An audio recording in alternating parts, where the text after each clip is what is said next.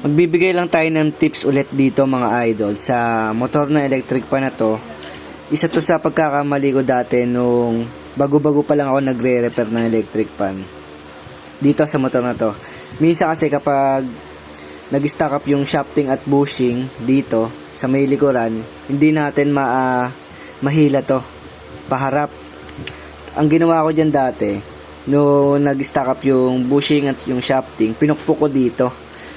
Tapos, ang hindi ko pala alam, yung rotor ay hindi kakasya dito kapag nilabas natin sa harap dito. Yan o. Pag nilabas natin dito sa harap, hindi magkakasya. Hindi katulad nito, nagkasya. Kasi, minsan may mga ibang style or rewind na motor ay hindi kakasya dito sa harap kapag nilabas natin.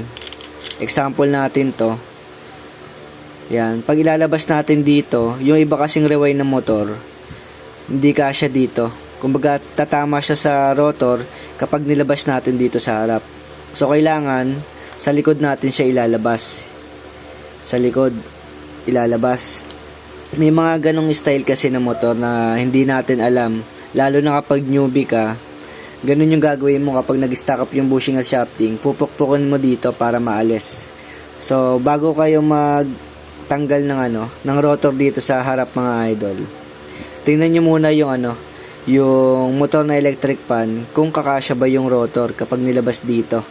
Kasi yun yung pagkakamali ko dati.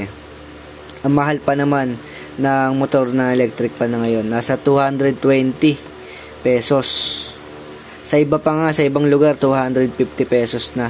So para hindi kayo masiraan ng motor, tingnan nyo muna yung motor kung kakasya yung rotor dito kapag nilabas. So yun lang mga idol, sana nakatulong ulit itong video lalo na sa mga baguhan.